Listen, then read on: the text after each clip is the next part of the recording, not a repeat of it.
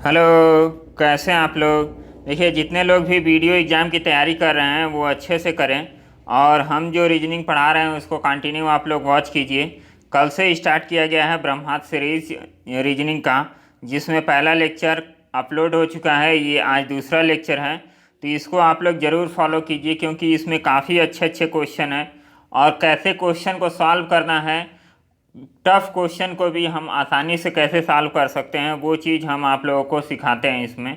तो आप लोग ज़रूर इसे फॉलो कीजिए और समझने की कोशिश कीजिए कि क्वेश्चन को कैसे लगाना है, और ज़्यादा से ज़्यादा प्रैक्टिस कीजिए। और आप लोग कमेंट करके बताइएगा कि क्या हिंदी का भी ये सीरीज स्टार्ट किया जाए कि अभी केवल रीजनिंग का ही रहे। तो हिंदी का भी सोचा जा रहा है कि इसको भी स्टार्ट किया जाए। आप लोग कमेंट करके ज़रूर बताना। तो चलिए आज हम क्वेश्चन को स्टार्ट करते हैं और देखते हैं कि आज का क्वेश्चन क्या है। अब देखिए, ये आज का क्वेश्चन है जो ये आता है, कौन डाटा सफिशिएंसी का क्वेश्चन हो सकता है, कथन निष्कर्ष, ये सब जो क्वेश्चन आते हैं ये क्वेश्चन थोड़े से टिपिकल होते हैं और इसको कैसे पकड़ना होता है उसको हम लोग समझेंगे।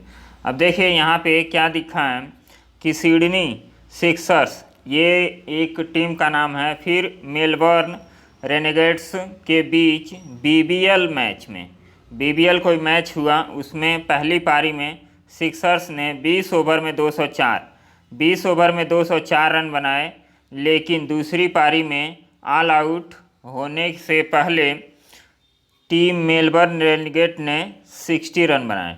तो देखिए ये तो हार गई, ये टीम तो हार गई, और ये जो सिक्सर्स टीम है ये क्या है, जीत गई। तो अब इसके बारे में क्या कहा गया है इसको हमें देखना है, पूरी स्टोरी हमें समझ में आ गया। अब यहाँ पे देखेंगे कि सिडनी सिक्सर्स की गेंदबाजी बहुत अच्छी थी। सिडनी सिक्सर की गेंदबाजी बहुत अच्छी थी। तो देखिए ये लोग 204 रन बनाए सिडनी सिक्सर्स, और ये जो मेलबर्न है, मेलबर्न की टीम, ये 60 रन पे ही क्या हो गई, ऑल आउट हो गई। तो ऑल आउट तो ऐसे होंगे नहीं, तो इनकी जो बॉलिंग होगी सिडनी सिक्सर्स की, ये बहुत अच्छी होगी, तभी तो ये 60 रन पे ही ऑल आउट कर दिए। तो ये पहला ऑप्शन तो आपका सही हो जाएगा, पहला निष्कर्ष।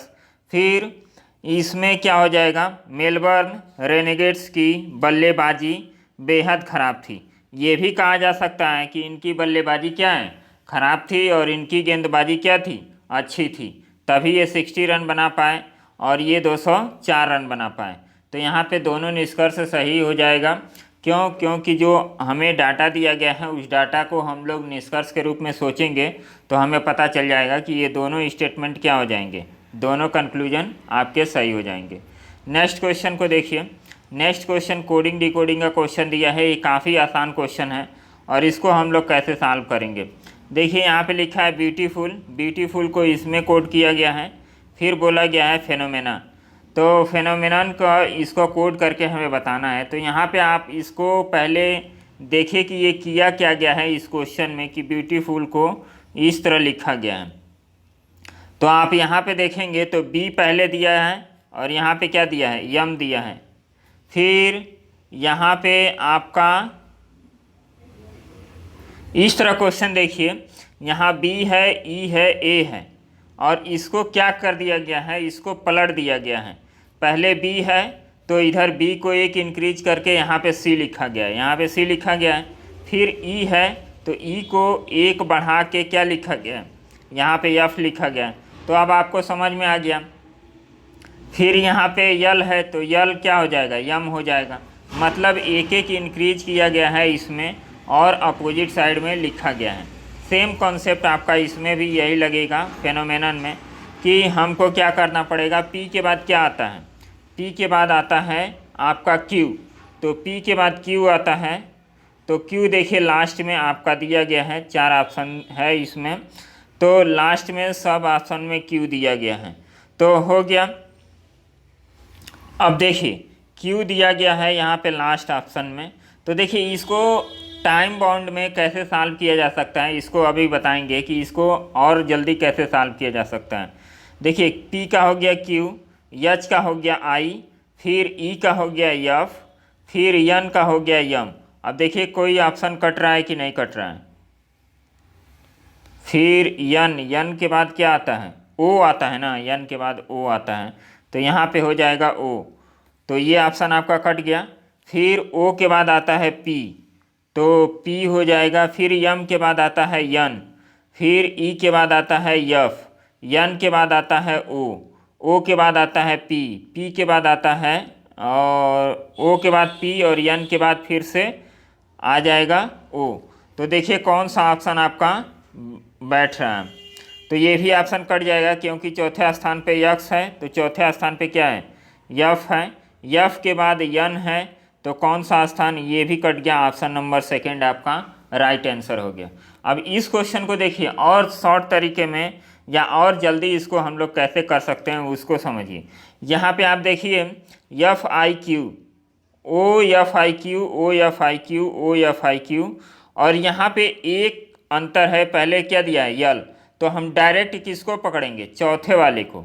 चौथे के बाद यन, यन के बाद क्या आता है ओ, तो ये ऑप्शन आपका कट गया। उसके बाद देखिए यहाँ पी तक क्या है, सेम है इस तीनों ऑप्शन में।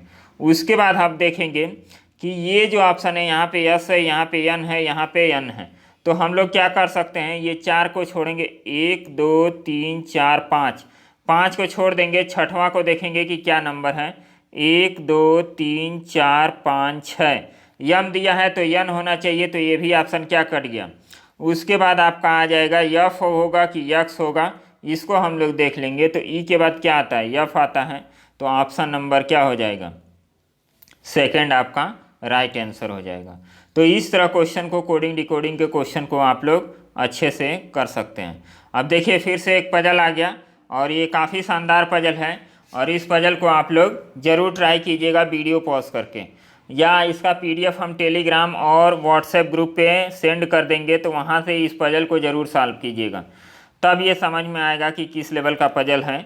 और ये पजल आप लोग सॉल्व करेंगे तो आपको रीजनिंग में कोई दिक्कत नहीं होगी, और जो 50 क्वेश्चन आएगा तो आप उसमें 50 में 50 क्वेश्चन आप कर पाओगे।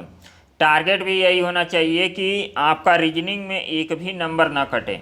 यदि रीजनिंग में आप पूरा 100% नंबर लाते हैं तो अदर सब्जेक्ट में आपको बेनिफिट हो जाएगा कि हम लोग कर सकते हैं, क्योंकि जीके जीएस आप 100% नहीं कर सकते हैं, लेकिन रीजनिंग में आप 100% कर सकते हैं बहुत कम मेहनत करके।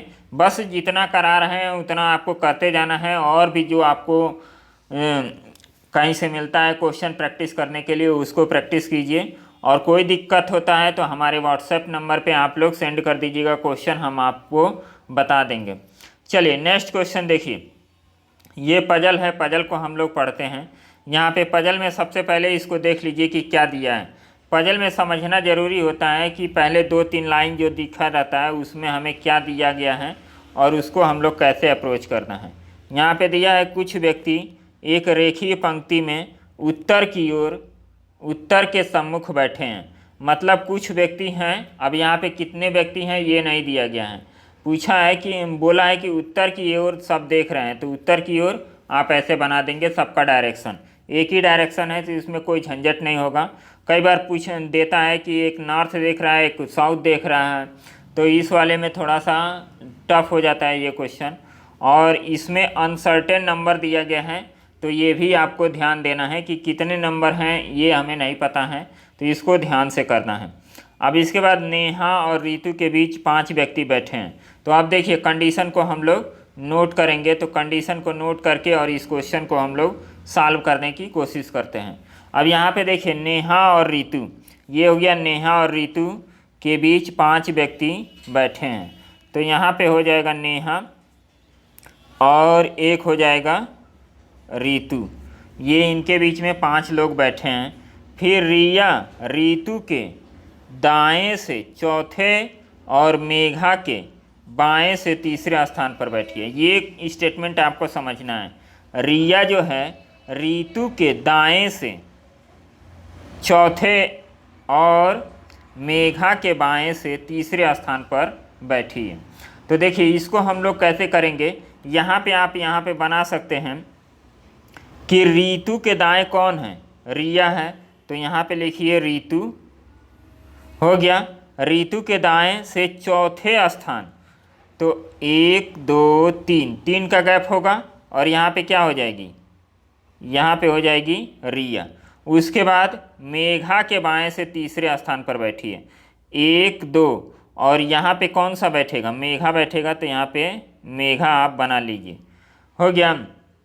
देखिए इसमें थोड़ा सा स्पेस का दिक्कत हो रहा है, इसको थोड़ा सा हम लोग ऐसे कर देते हैं कि 1 2 3 यहाँ पे हो गया रिया और 1 2 यहाँ पे हो गया मेघा, इसके बाएं और इसके दाएं, इस तरह का डायरेक्शन है। अब चलिए हम लोग आगे बढ़ते हैं। फिर यहाँ तक हो गया। अब उसके बाद हम लोग देखेंगे नेहा और प्रिया के बीच बैठे व्यक्तियों की संख्या प्रिया और रिया के बीच बैठे संख्या के बराबर है। अब देखिए प्रिया को बीच में रखना है, तो यहाँ पे हो गया क्या, प्रिया। उसके बाद बोला है कि नेहा और प्रिया, तो नेहा को आप यहाँ बैठा दीजिए। फिर नेहा प्रिया के बीच बैठे व्यक्तियों की संख्या प्रिया और रिया के बीच, तो रिया आपका यहाँ बैठ जाएगी। और इनके बीच में जो भी पर्सन बैठे गए हैं ये क्या हैं, बराबर हैं। तो आप ऐसे लिख के और इनके बीच में ऐसे कर दीजिएगा ताकि ये पता चले कि प्रिया बीच में है और नेहा और रिया क्या हैं, उनके दोनों साइड में बैठे हैं। जितने लोग प्रिया और नेहा के बीच में हैं उतने ही लोग किस में है, प्रिया और रिया के बीच में है। तो चलिए यहाँ तक हम लोगों ने कंडीशन को नोट कर दिया यहाँ तक। उसके बाद आगे पढ़ते हैं। नेहा किसी एक छोर से चौथे स्थान पर बैठी है। नेहा किसी एक छोर से चौथे स्थान पर बैठी है। तो देखिए यदि नेहा को हम यहाँ बैठाएंगे तो 3 लोग यहाँ होने चाहिए। कैसे, 1 2 3, तो इधर से हम काउंट करेंगे तो ये चौथा स्थान हो जाएगा। या तो इधर बैठेगी 1 2 3, तो इधर से भी काउंट करेंगे तो कितने लोग हो जाएंगे, चौथे स्थान पे ये बैठ जाएगी। तो आप डायरेक्ट ऐसे भी कर सकते हैं कि इधर भी 3 लोग हो सकते हैं, इधर भी 3 लोग हो सकते हैं। तो एक साइड से ये चौथे स्थान पे होने चाहिए। दूसरे साइड से यदि काउंट किया जाएगा तो ये किस स्थान पे होगा ये हमें नहीं पता है, लेकिन एक साइड से या तो इधर से या तो इधर से ये नेहा चौथे स्थान पर बैठी होनी चाहिए। चलिए नेक्स्ट क्वेश्चन हम लोग देखते हैं। नेक्स्ट इसका कंडीशन, नेहा और अन्नू के बीच बैठे व्यक्तियों की संख्या अन्नू और प्रिया के बीच बैठे व्यक्तियों की संख्या से एक अधिक है। अब यहाँ पे एक और कंडीशन दिया जा रहा है, कौन सा, कि यहाँ पे नेहा और अन्नू, तो नेहा और अन्नू हम लोग लिख लेते हैं कि नेहा हो गया और एक हो गया अन्नू। फिर नेहा और अन्नू के बीच बैठे व्यक्तियों की संख्या अन्नू और प्रिया, तो यहाँ पे हम लोग प्रिया लिख लेते हैं, ये हो गया प्रिया। उसके बाद यहाँ पे देखेंगे तो नेहा और अन्नू के बीच बैठे व्यक्तियों की संख्या अन्नू और प्रिया के बीच बैठे व्यक्तियों की संख्या से एक अधिक है। मतलब इसमें यदि यक्स लोग बैठते हैं तो इसमें कितना बैठेंगे, एक कम लोग बैठेंगे। एक बार और पढ़ लीजिए, कहीं गलती नहीं होना चाहिए। नेहा और अन्नू के बीच बैठे व्यक्तियों की संख्या अन्नू और प्रिया के बीच बैठे व्यक्तियों की संख्या से एक अधिक है। मतलब यहाँ हम देखिए हम भी गलत पढ़ रहे थे। तो यहाँ पे यदि यक्स पर्सन बैठेंगे तो यहाँ पे क्या होगा, यक्स प्लस 1 पर्सन बैठेंगे। तो यहाँ तक हम लोग का कंडीशन हो गया। उसके बाद हम लोग देखेंगे कि नीतू प्रिया के बाएं से 7वें स्थान पर बैठी है। उसके बाद नीतू प्रिया के बाएं से 7वें स्थान पर बैठी है। तो यहाँ पे ये प्रिया के बाएं, तो प्रिया के बाएं ये 7वें स्थान पर यदि देखा जाएगा तो कौन बैठेगा, नीतू। अब चलिए इस कंडीशन को हम लोग बाद में लिखेंगे। फिर यहाँ पे मेघा के दाएं जितने व्यक्ति बैठे हैं वह नीतू के बाएं व्यक्तियों की संख्या से एक कम है। तो यहाँ पे इस कंडीशन को भी हम लोग अभी नोट करते हैं। अब देखिए यहाँ पे स्पेस नहीं है कि हम सारे कंडीशन को लिखें। जितना कंडीशन हम लोगों ने नोट किया है उस कंडीशन को हम लोग पहले सेट करते हैं, देखते हैं कि इसमें कुछ मिलता है कि नहीं। अब देखिए यहाँ तक हम लोग का कंडीशन हो गया है, इसके बाद के कंडीशन को हम लोग पढ़ लेंगे। अब देखिए सबसे पहले हम लोग कौन सा कंडीशन उठा सकते हैं, ये वाला कंडीशन हम लोग देखेंगे कि नेहा और रीतू के बीच में कितने लोग हैं, 5 लोग हैं और नेहा एक छोर से चौथे स्थान पर बैठी है। तो ये 2 कनेक्ट हो रहे हैं, तो 2 को पहले हम लोग कनेक्ट करते हैं, उसके बाद आगे बढ़ेंगे। अब देखिए सबसे पहले हम लोग ये कर सकते हैं कि यहाँ से हम लोग कर सकते हैं ये क्वेश्चन कि हम लोग यहाँ लिख दें कि ऋतु और इसके बीच में 1 2 3 4 5 और यहाँ हो गया नेहा। तो 1 2 3 3 इधर होंगे, तो ये आपका कंडीशन हो गया। फिर ये भी कंडीशन आपका हो गया। उसके बाद हम लोग देखेंगे कि इसमें क्या और जोड़ा जा सकता है। तो यहाँ पे देखिए कि ऋतु के दाएं कौन है, रीमा है। ऋतु के दाएं कौन है, रीमा है, रिया है। तो हम लोग इसको बैठाएंगे कितने स्थान पे, चौथे स्थान पे, 1 2 3 4। तो यहाँ पे आपका बैठ जाएगा रिया। रिया को हम लोग यहाँ बैठा दिए। उसके बाद इसको 2 स्थान छोड़ के मेघा है, तो मेघा आपका यहाँ बैठ गया। तो ये हो गया।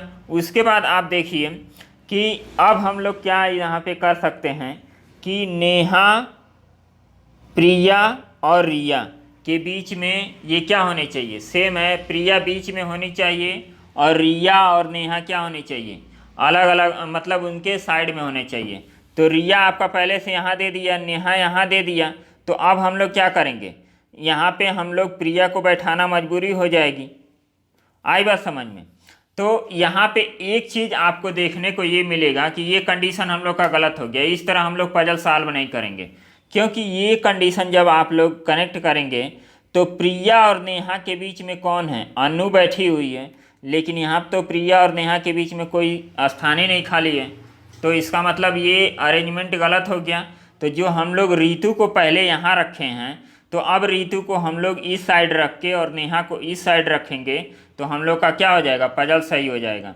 तो दूसरा कंडीशन से हम लोग पजल को सही करते हैं। और यहाँ पे देखिए, इसमें बस हम आप लोगों को बता रहे हैं कि कैसे अप्रोच करना है। बाकी आप सारा कंडीशन लिख के करेंगे तो आपको एक ही बार में सब समझ में आ जाएगा कि हम लोग को करना क्या है।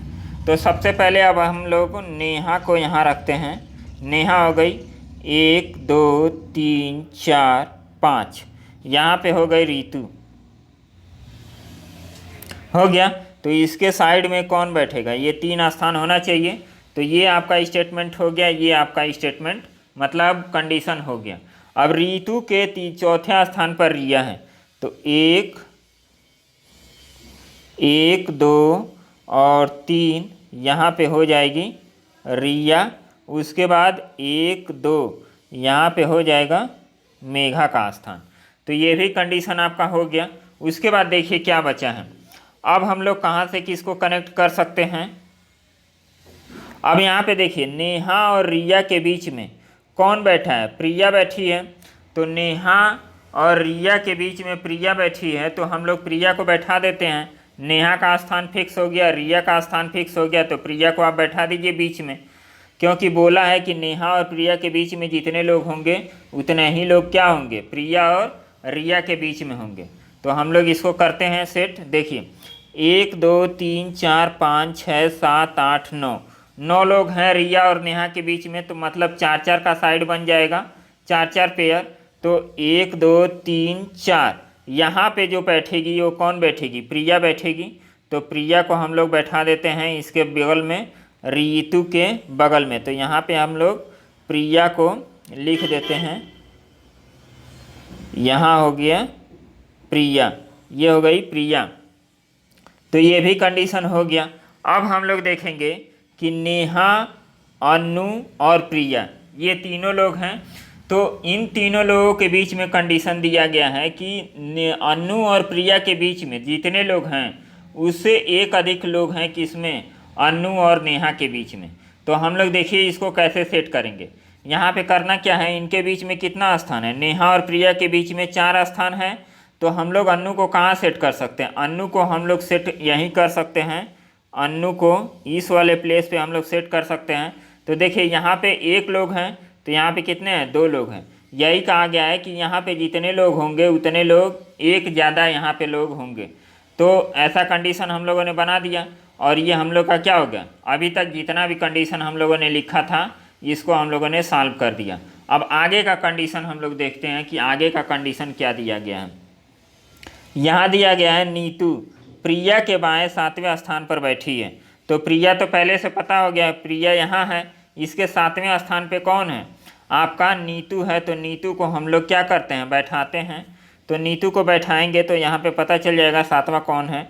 1 2 3 4 5 6 7, तो सातवां प्लेस आपको पता चल गया। तो सातवें प्लेस मतलब ये वाले प्लेस पे कौन बैठ जाएगी, नीतू आपको बैठ जाएगी। तो यहाँ पे आप नीतू लिख दीजिए। हो गया, नीतू हो गया। तो उसके बाद हम लोग आगे बढ़ते हैं, यहाँ तक कंडीशन हो गया। उसके बाद बोला है कि मेघा के दाएं जितने व्यक्ति बैठे हैं वह नीतू के बाएं बैठे व्यक्तियों की संख्या से एक कम है। तो नीतू के बाएं देखेंगे तो एक लोग बैठे हैं और मेघा के बाएं कितने हैं, 0। तो कंडीशन हम लोग का वैसे भी फिट हो गया। बोला है क्या कि नीतू और प्रिया, नहीं, मेघा के दाएं जितने व्यक्ति बैठे हैं, तो मेघा के दाएं कितने व्यक्ति बैठे हैं, 0। तो वह नीतू के बाएं व्यक्तियों से एक कम है। तो यहाँ पे एक है, तो एक में एक कम करेंगे तो 0 ही होगा। ये ऐसे ही सेट है, तो इस कंडीशन को हमें सेट करने की ज़रूरत नहीं है। हो गया, तो यहाँ तक हम लोग का हो गया। आगे हम लोग देखेंगे कि नेहा और प्रिया के बीच बैठे व्यक्तियों की कुल संख्या 4 से अधिक है। तो नेहा और रिया के बीच में हम लोग देख देते हैं, नेहा और रिया ये हैं, तो क्या इनके बीच में 4 से अधिक लोग बैठे हैं। तो 1 2 3 4 5 6 7 8 9 लोग बैठे हैं। इसका मतलब कंडीशन ये भी क्या है, सही है। तो देखिए इतना बड़ा पजल है लेकिन इसमें कोई जान नहीं है। अब इसमें आपसे पूछा जाएगा कि क्या कौन सा होगा, तो वो आप लोग कर सकते हैं। और ये हमारा पजल क्या हो गया, सॉल्व हो गया। तो इस तरह आप लोग पजल को अप्रोच करेंगे तो कितना भी कठिन पजल दिया जाएगा उसको आप लोग आसानी से सॉल्व कर जाओगे। अब चलिए नेक्स्ट हम लोग देखते हैं क्या पूछा है। नीतू के बाएं कितने व्यक्ति बैठे हैं। तो नीतू के बाएं यहाँ पे कितने व्यक्ति बैठे हैं, एक बैठे हैं, तो एक आपका आंसर हो जाएगा। यदि पूछ दिया जाए कि इस पूरे लाइन में, इस पूरे पजल में कितने व्यक्ति हैं, तो कितने व्यक्तियों की संख्या कैसे निकालेंगे, तुरंत काउंट कर लीजिए। 1 2 3 4 5 6 7 8 9 10 11 12 13 14 15 16 17, तो टोटल व्यक्तियों की संख्या कितनी है, 17 है। तो 17 हम लोग आंसर करेंगे कि मैक्सिमम इसमें कितने लोग हो सकते हैं, 17 लोगों का अरेंजमेंट है। और इस तरह हम लोग पजल को सॉल्व कर गए। तो काफ़ी अच्छा पजल था। अनसर्टेन जो पजल आता है इसी तरह हम लोगों को सॉल्व करना होता है। सबसे पहले आप कंडीशन लिखिए और कंडीशन को कनेक्ट करना आना चाहिए। डबल सी का रूल आप लोग अपनाइए। पहले कंडीशन लिखिए, कंडीशन को कनेक्ट कीजिए, उसके बाद पजल को स्टार्ट कीजिए सॉल्व करना। आसानी से कोई भी पजल सॉल्व हो जाएगा। ऐसा नहीं है कि पजल पढ़ रहे हैं उसी में सॉल्व करना भी स्टार्ट कर दिए तो आपका बहुत टाइम खत्म हो जाएगा और आपको हवा भी नहीं लगेगा। चलिए नेक्स्ट क्वेश्चन हम लोग देखते हैं। ये है सिलॉक्स का क्वेश्चन, काफ़ी फेवरेट क्वेश्चन होता है सिलॉक्स। इसमें गलती नहीं करना होता है। देखिए केवल कुछ लाल नीले हैं। केवल कुछ में क्या होता है, कुछ होता भी है और कुछ नहीं भी होता है। और केवल के सेंस में क्या होता है कि आपका जब केवल देता है तो केवल में क्या होता है कि केवल में जो दूसरा वाला एलिमेंट होता है उसको हम पहले वाले में पूरा इन्वॉल्व कर देते हैं। वो आगे क्वेश्चन आएगा तो उसका हम लोग फिगर बनाएंगे। चलिए देखिए यहाँ पे केवल कुछ का मतलब कि इसमें प्लस और माइनस दोनों शामिल होता है। तो इसको हम लोग कैसे बनाते हैं उसको देखिए। केवल कुछ लाल नीले हैं, केवल कुछ लाल, ये हो गया लाल, क्या है, नीले हैं। तो इसका मतलब कुछ नहीं होंगे। ये वाला पोर्शन क्या है, नीले हैं, तो इसमें थोड़ा सा पोर्शन क्या होगा, ऐसे बना दीजिए कि यहाँ पे थोड़ा सा पोर्शन क्या होगा, नीले नहीं होंगे। उसके बाद हम लोग देखेंगे कुछ नीले गुलाबी हैं। कुछ नीले क्या हैं, गुलाबी हैं, तो ये हो गया गुलाबी। इसका थोड़ा सा पोर्शन क्या होगा, गुलाबी नहीं होगा, तो इसमें क्रॉस भी लगाना है। सभी गुलाबी पीले हैं। ये गुलाबी है तो सभी गुलाबी क्या हैं, पीले हैं, तो यहाँ पे पीले हम लोग लिख दिए। डायग्राम हम लोग का 100% सही हो गया। इसमें आप लोग अपने तरह से डायग्राम मत बनाइएगा। जो कंडीशन कहा जाए बस 100% उसी को मानना है। अपने तरफ से कोई लॉजिक नहीं लगाना है। सिलॉक्स आपका कभी गलत नहीं होगा। अब देखिए क्या बोला गया है, इसको हम लोग देखते हैं। सभी पीले के नीले होने की संभावना है। सभी पीले के नीले होने की संभावना है। तो क्या ये जो सर्किल है ये वाला इसमें जा सकता है, तो बिल्कुल जा सकता है, इसमें कोई दिक्कत नहीं है। संभावना के कंडीशन में ये जा सकता है। तो ये हमें देखना है कि ये जो बना है, अब इसमें कई लोग ये भी क्रॉस जो निशान बना है, पहले कलर को चेंज कर देते हैं, यहाँ पे ये जो निशान बना है कि हाँ, तो ये तो जा नहीं सकता है, इसका मतलब ये नहीं होता है ये जो सभी नीले हैं ये कभी गुलाबी नहीं होते हैं। आई बात समझ में? सभी जो लाल होते हैं ये क्या हैं, कभी नीले नहीं होंगे। लेकिन ऐसा उल्टा कंडीशन बोला जाए कि ये सभी नीले लाल हो सकते हैं तो हो सकते हैं, सभी गुलाबी नीले हो सकते हैं तो हो सकते हैं, और इनके बीच में तो कोई कंडीशन ही नहीं लगा है, तो ये भी क्या होगा, इसके अंदर जा सकता है, कोई कट नहीं लगा है। जिसके तरफ से कट लगता है वो नहीं हो सकता है। देखिए इसके तरफ से कट आया है और इसके तरफ से, तो ये पहला ऑप्शन क्या हो गया, सही हो गया। कुछ गुलाबी लाल हैं, कुछ गुलाबी। अब देखिए इनका और इनका कोई संबंध है नहीं है, डायरेक्ट बोला है। तो जब डायरेक्ट कोई चीज़ बोला जाता है विदाउट संभावना के, यदि नहीं सही होता है तो क्या हम लोग करते हैं, उसको गलत कर देते हैं। इसी में यदि आपका संभावना दे देता कि कुछ गुलाबी के लाल होने की संभावना है, तो ये भी क्या होता, सही हो जाता। आई बात समझ में? तो इस तरह क्वेश्चन को हम लोग करेंगे, इसमें केवल पहला ऑप्शन आपका सही होगा। नेक्स्ट क्वेश्चन को सॉल्व करते हैं। नेक्स्ट क्वेश्चन काफ़ी आसान क्वेश्चन दिख रहा है, इसको देखिए हम लोग सॉल्व करेंगे। यहाँ पे बोला है सभी यम यन हैं, तो सभी यम क्या हैं, यन हैं। कुछ यम पी हैं, कुछ यम पी हैं। उसके बाद देखिए कुछ पी यन है, तो कुछ पी का पोर्शन यन है, काफ़ी करेक्ट हो गया। तो ये भी करेक्ट हो गया। कोई यन, कोई पी यन नहीं है, तो ये तो आपका गलत हो गया।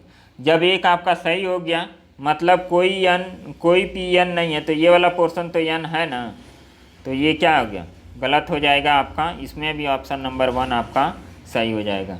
नेक्स्ट क्वेश्चन देखिए, ये इनइक्वालिटी का क्वेश्चन, और इसको हम लोग कितना आसानी से सॉल्व कर सकते हैं। इनइक्वालिटी में हम आप लोग को बताए हैं कि ओपन गेट और क्लोज गेट का कॉन्सेप्ट याद रखिए कि इधर से एंट्री कर सकते हैं और इधर से एंट्री हम लोग नहीं कर सकते हैं। ये आप लोग याद रखिएगा, बाकी कोई दिक्कत नहीं होता है इसमें।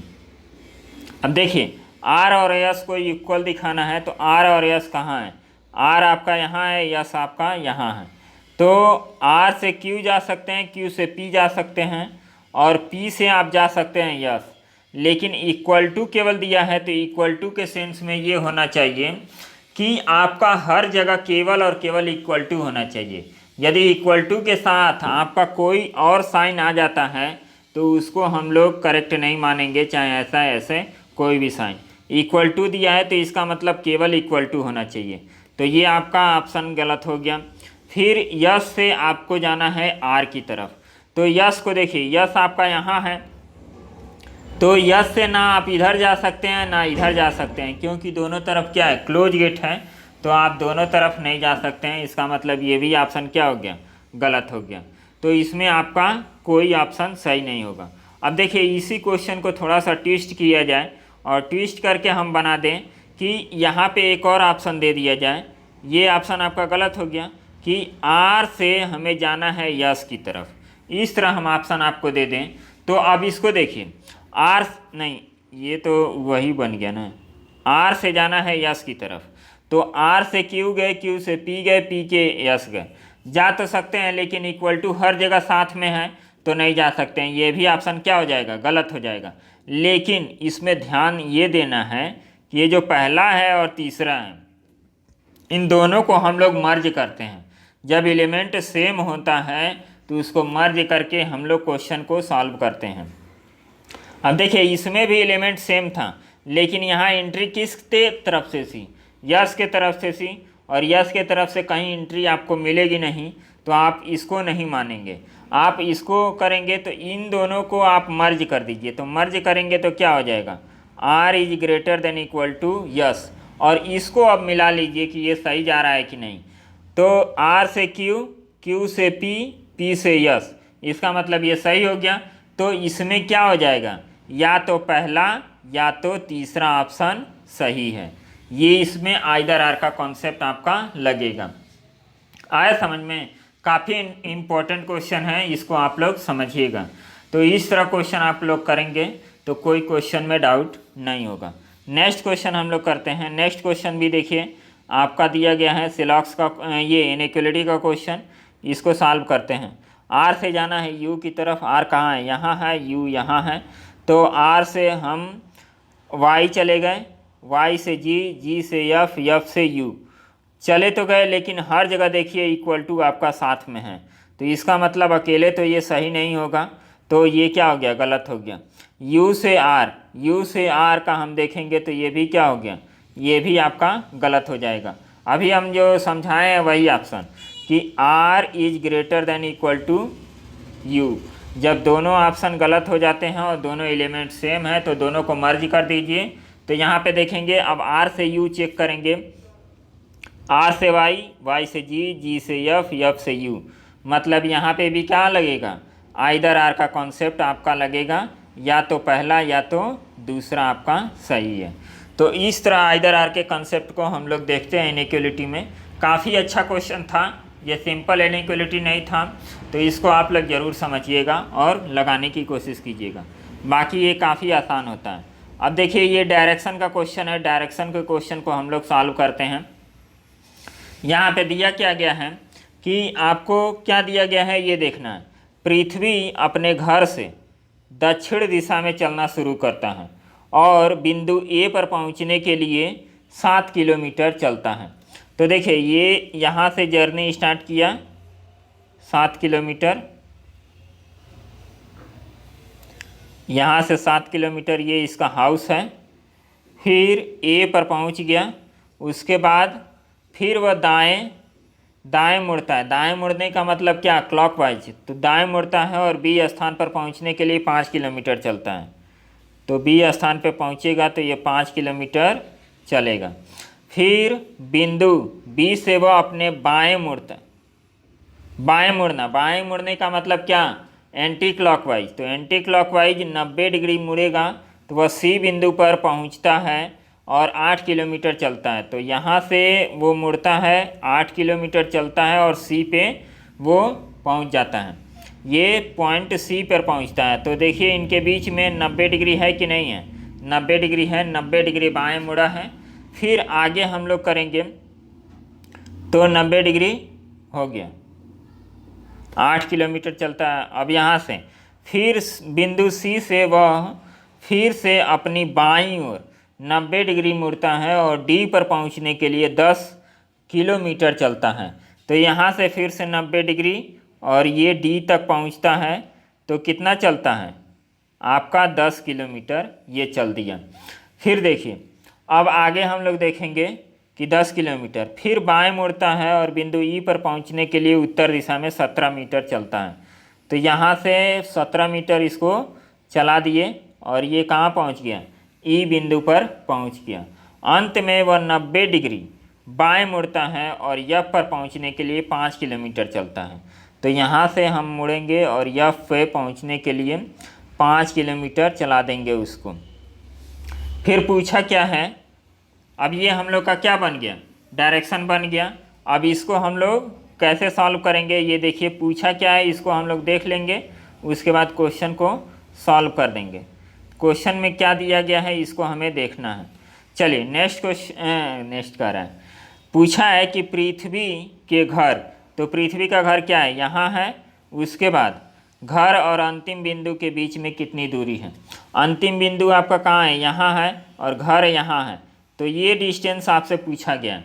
तो एक चीज़ आप गौर करेंगे, ये डिस्टेंस कितना है 5 किलोमीटर, तो यहाँ पे आपका 5 किलोमीटर हो जाएगा। और ये टोटल डिस्टेंस आपका कितना चला है, आपका चला है कितना, टोटल डिस्टेंस आपका चला है 10 किलोमीटर। तो 5 आपका ये हो गया, तो 5 आपका ये हो गया, तो इसी के सीधाई में तो ये भी होगा, तो ये टोटल ये चला गया, यही सबसे। तो आप लोग इस क्वेश्चन को कर लिए होंगे, इसमें आपका जो आंसर आएगा 2 मीटर आएगा, 2 किलोमीटर। तो इसको आप लोग ट्राई कीजिएगा। हमने क्वेश्चन को सॉल्व कर दिया है, उसमें थोड़ा सा गड़बड़ी हो गई कि ये पूरा आपका मिट गया। जो आपका ये 10 मीटर था, 10 किलोमीटर, इधर से 17 आपका चला था और यहाँ पे उसका घर था और इसके डिस्टेंस को पूछा था, तो यहाँ पे 2 किलोमीटर आ जाएगा। उस फिगर को आप लोग देखिएगा, फिर लगा देंगे, इसमें कोई दिक्कत नहीं है। तो तो चलिए आगे बढ़ते हैं। अगला क्वेश्चन क्या है, ये है ब्लड रिलेशन का क्वेश्चन और इसको हम लोग सॉल्व करते हैं। ब्लड रिलेशन का भी क्वेश्चन काफ़ी आसान होता है, बस इसमें भी जैसे हम लोग पजल को सॉल्व करते हैं वैसे आपको ब्लड रिलेशन के क्वेश्चन को भी सॉल्व करना होगा। इसमें करना कुछ नहीं होता है।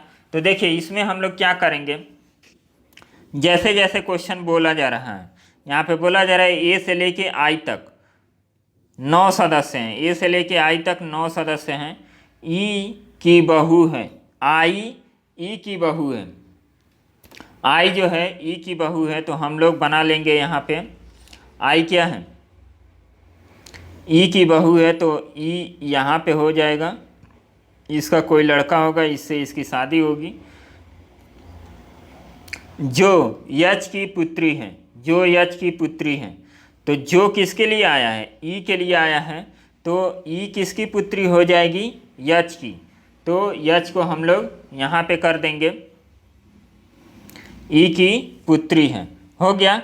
फिर बोला है कि डी यच डी का एकमात्र बहन है, यच जो है डी की एकमात्र बहन है, तो डी की एकमात्र बहन है, तो ये यहाँ पे डी हो गया, ये हो गया सिस्टर, जो सी का एकमात्र मामा है, जो का मतलब क्या, जो आया है डी के लिए, जो सी का एकमात्र मामा है, ये मामा है, और तो ये इनके लड़के होंगे, तो इनके लड़के कौन हो गए, आपका हो जाएगा ये हो जाएगा सी। अब आगे क्या बोला है इसको हमें देखना है, जी यफ का दादा है, जी जो है यफ का दादा है, तो यहाँ पे जी और यहाँ पे तीसरे थर्ड जनरेशन में होगा यफ दादा है, तो ये मेल होगा। फिर सी ए का मामा है, सी भी मामा है, किसका, ए का, तो देखिए सी ए का मामा है, तो ये इनका कोई लड़का या लड़की होगी।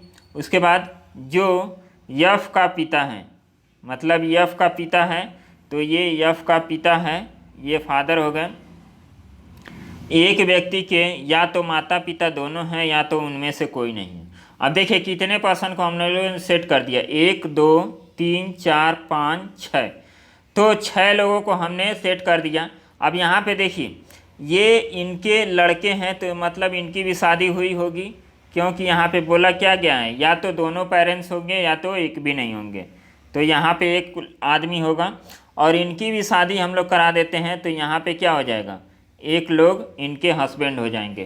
तो अब देखिए ये वाला जो पोर्शन है कहाँ आ जाएगा, यहाँ पे आ जाएगा, तो इस पोर्शन को हम लोग यहाँ पे लिख लेते हैं ए, और इनके लड़के क्या हो जाएंगे यफ, और यफ के दादा कौन है जी, तो जी को हम लोग यहाँ रख दिए, और उसके बाद बचा कौन, तो बी आपका बच गया, तो बी आपका यच का हस्बैंड हो जाएगा। तो इस तरह हम लोग इस पजल को, मतलब पजल क्या, ब्लड रिलेशन पजल भी कह सकते हैं, ब्लड रिलेशन को क्वेश्चन को हम लोगों ने आसानी से सॉल्व कर दिया। तो इसी तरह सॉल्व करना है, और कुछ आपको करने की कोई ज़रूरत नहीं है, बस कनेक्ट करना है। रीजनिंग का सबसे इम्पॉर्टेंट चीज़ यही है कि चीज़ों को कनेक्ट करना आपको आ जाए।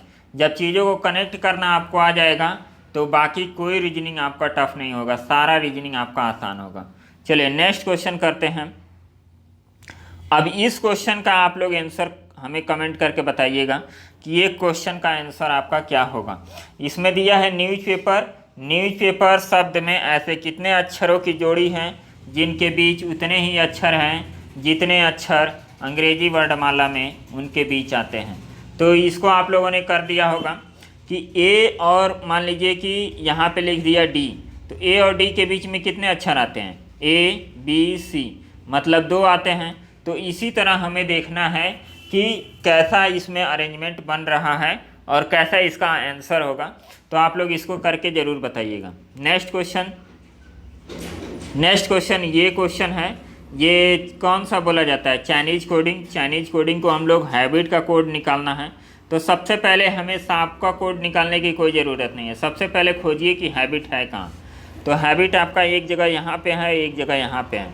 तो अब आप लोग देख लीजिए, इसका कोड दिया गया है, ये कोड किसका है, टीथ आर इम्पॉर्टेंट, इसका कोड दिया गया है ये, इसका कोड ये, और इसका कोड ये। तो सब आप लोगों ने समझ लिया। अब उसके बाद हम लोग करते हैं हैबिट यहाँ है और यहाँ है। तो पहले इन दोनों को हम लोग मैच करते हैं। A very important habit, clean teeth important habit, clean teeth important habit. तो इसमें क्या क्या आपका मैच कर रहा है? तो यहाँ पे हैबिट तो मैच कर रहा है, फिर इम्पॉर्टेंट भी आपका मैच करने लगा। तो देखिए इसमें से क्या क्या आपका निकला, टी यू निकला, टी यू, फिर आपका डी ए और डी ए, तो डी ए और डी ए। तो इन दोनों में से कोई भी आपका हैबिट का कोड हो सकता है। साथ में आपका इम्पोर्टेंट भी दिया है, तो इन दोनों में से कोई इम्पोर्टेंट का भी एक कोड होगा और एक हैबिट का कोड होगा। इम्पॉर्टेंट आपका यहाँ भी दिया है, तो इसका भी कोड ऑलरेडी इसमें मौजूद ही होगा। तो यहाँ देख रहे हैं टी यू दिया है, तो टी यू किसका कोड हो गया? इम्पॉर्टेंट का कोड हो गया। तो ये किसका कोड हो जाएगा? हैबिट का कोड हो जाएगा। ये काफ़ी आसान क्वेश्चन होते हैं चाइनीज कोडिंग, बस आपको अप्रोच सीखना है और अप्रोच आप जान गए तो आसानी से क्वेश्चन को कर जाएंगे। तो डी ए आपका आंसर आ जाएगा, ऑप्शन नंबर दूसरा राइट आंसर। नेक्स्ट क्वेश्चन देखिए, इसमें एस आई का कोड निकालना है।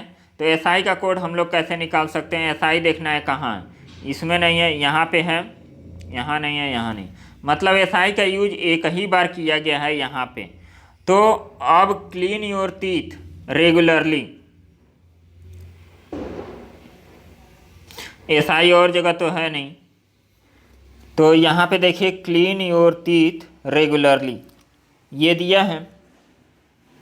तो इसमें हम लोग क्या एलिमिनेट कर सकते हैं? यहाँ पे पहले वाले से कंपेयर करें तो यहाँ पे टीथ दिया है और इसमें भी टीथ दिया है, तो इसको हम लोग काटना शुरू करते हैं। देखिए ये टीथ और ये टीथ कट गया और इसका कोड भी दिया होगा, तो कोड में क्या आ जाएगा आपका? PE, ए कट गया। और आप देखिए, और आप देखेंगे तो यहाँ पे आर दिया है, यहाँ भी आर दिया है। तो क्लीन योर रेगुलरली, क्लीन आपका कट जाएगा इससे, और भी आपका कट गया इससे, और आपका क्या बचा? SI बचा और DU बचा।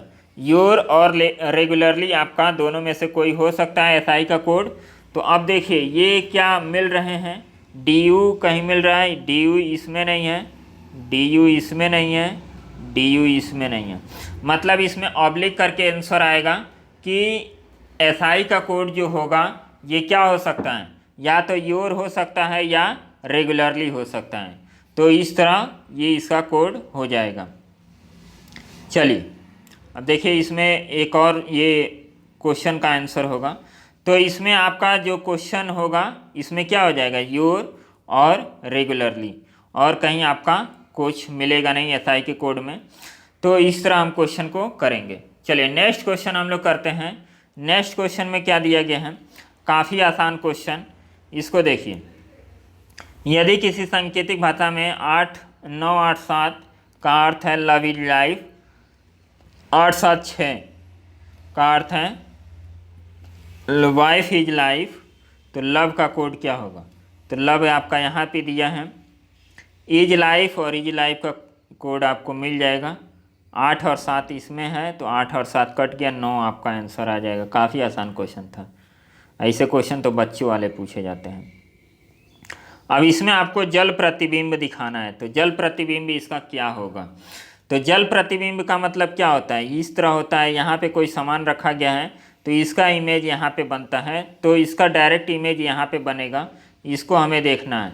तो यहाँ पे देखिए ये इधर बनेगा, तो ये आपका नीचे आ जाएगा, तो नीचे आएगा तो आपका पहले एलिमिनेट कीजिए, ये ऑप्शन आपका नहीं होगा,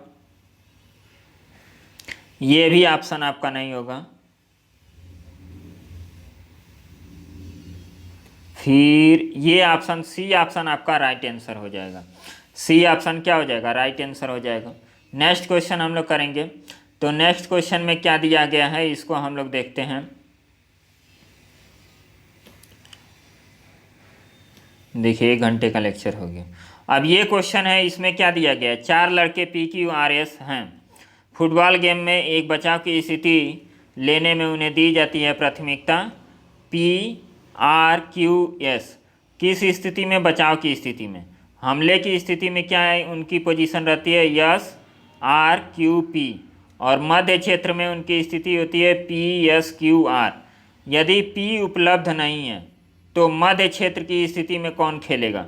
पी उपलब्ध नहीं है। तो मध्य क्षेत्र में यहाँ पे देखेंगे तो इसकी स्थिति क्या है, पी है पहले, फिर यस है, फिर क्यू है, फिर आर है। तो जब पी नहीं रहेगा तो कौन खेलेगा, यस खेलेगा। तो ये आपका यस आंसर हो जाएगा। नेक्स्ट क्वेश्चन, ये क्वेश्चन काफ़ी इंपॉर्टेंट क्वेश्चन है। इसमें देखिए एलिजिबिलिटी टेस्ट आपका किया जाता है। तो एलिजिबिलिटी टेस्ट में आपको देखना होता है, जैसे मान लीजिए कि हम लोग बीडीओ का फॉर्म भरे हैं या एसएससी का फॉर्म भरे हैं, तो उसमें कुछ क्वालिफिकेशन मांगा गया है, और वो क्वालिफिकेशन हम लोग यदि फुलफ़िल करते हैं तो हम लोग एलिजिबल हैं। यदि क्वालिफिकेशन नहीं फुलफ़िल करते हैं तो क्या हो जाएगा, एलिजिबल नहीं हो जाएंगे, आउट हो जाएंगे। तो सेम क्वेश्चन आपका यहाँ पे भी दिया गया है। तो इसमें आपको करना क्या होता है, इसमें 1 से 2 क्वेश्चन आपका फिक्स है कि एग्ज़ाम में आएगा आपका। तो इसको टारगेट बना के चलिए कि ये क्वेश्चन आपसे गलत ना हो। नेक्स्ट क्वेश्चन देखिए, पी नौकरी के लिए अर्हता प्राप्त करने के लिए अधिकतम जो सीमा है क्या है, क्वेश्चन को, हाँ, नौकरी पी के लिए अर्हता प्राप्त करने के लिए अधिकतम उम्र 30 वर्ष हो सकती है। कक्षा 10 के अंक, अब देखिए एक नौकरी है पी की एलिजिबिलिटी दिखाई जा रही है कि उसमें अधिकतम एज कितना हो सकता है, 30 हो सकता है, और 10वीं कक्षा में 50% से अधिक, 30 वर्ष होना चाहिए और 50% से अधिक होना चाहिए। कार्यानुभव कम से कम 3 वर्ष का होना चाहिए, तो 3 वर्ष उसका कार्यानुभव होना चाहिए। और एक नौकरी है क्यू, तो क्यू के लिए अधिकतम न्यूनतम वर्ष होना चाहिए आपका 25 साल। इसमें आपका न्यूनतम दिया है, यहाँ पे अधिकतम दिया है, तो न्यूनतम होना चाहिए 25 साल। और 10वीं कक्षा में अंक 60 से अधिक होना चाहिए, 60% से अधिक होना चाहिए, और कम से कम 1 वर्ष का कार्यानुभव 1 वर्ष का। राहुल के पास 10वीं कक्षा में 48% है। अब यहीं काम ख़त्म, क्योंकि नौकरी पी के लिए या नौकरी क्यू के लिए, दोनों के लिए हमें चाहिए 50% से ऊपर। नौकरी पी के लिए 50% से ऊपर, नौकरी क्यू के लिए 60% से ऊपर। तो ये पाए ही हैं आपका 48%, तो ये तो दोनों नौकरी से हाथ धो लिए। तो इसमें आपका क्या हो जाएगा, नाइदर पी नॉर क्यू, ना तो पी और ना ही क्यू के लिए, इनमें से कौन सी नौकरियों के लिए वह योग्य हैं, तो किसी भी नौकरी के लिए योग्य नहीं है। देखिए उम्र भी इनका सही है, 28 साल, 5 वर्ष का कार्यानुभव है, लेकिन परसेंटेज में क्या हो गए हैं, डाउन हो गए हैं, इसलिए ये दोनों नौकरी नहीं कर पाएंगे। तो ये आप लोगों का बहुत फेवरेट क्वेश्चन है आपका किसी भी एग्ज़ाम में, जो वीडियो का एग्ज़ाम होने वाला है UPSSC का, उसके मेंस में एक क्वेश्चन, ये वीडियो के एग्ज़ाम में 1 से 2 क्वेश्चन जरूर इससे पूछे जाते हैं। चलिए नेक्स्ट क्वेश्चन देखेंगे।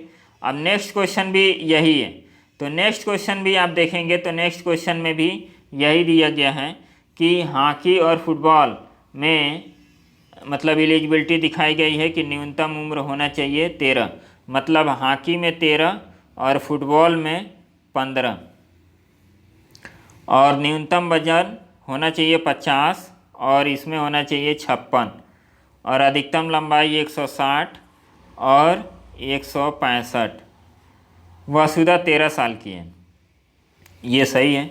वासुदा 13 साल की है तो मतलब फ़ुटबॉल तो नहीं खेल पाएगी, क्योंकि फ़ुटबॉल के लिए न्यूनतम एज कितनी होनी चाहिए, 15 वर्ष। अभी इसमें देखिए एज से तो ये क्वालिफाई हो गई, उनका वजन 48 kg है, होना क्या चाहिए 50 kg, वजन कितना है 48 kg, मतलब डिस्क्वालीफाई हो गई। हाँ फुटबॉल में तो पहले हो गई और हॉकी में अब हो गई, तो कोई मतलब नहीं है। 161 हाइट भी सही है, वज़न भी सही है, हाइट भी सही है और एज भी सही है, बस क्या नहीं सही है, आपका वेट नहीं सही है। तो इसमें क्या हो जाएगा, ऑप्शन नंबर डी आपका राइट आंसर हो जाएगा। तो ये हम लोग का लास्ट क्वेश्चन था। तो आप लोग कमेंट करके ज़रूर बताइएगा कि ये लेक्चर आप लोगों को कैसा लगा, कुछ सीखने को मिला कि नहीं मिला, इस लेक्चर में और क्या चाहते हैं इसको आप लोग ज़रूर कमेंट कीजिए। और ये आप लोग बताइए कि ये जो ब्रह्मास्त्र सीरीज स्टार्ट किया गया है रीजनिंग का, ये कैसा लग रहा है, इसमें क्या और आप लोगों को चाहिए, इसको आप लोग कमेंट करके ज़रूर बताइए। चलिए मिलते हैं नेक्स्ट वीडियो में, तब तक के लिए बाय, धन्यवाद।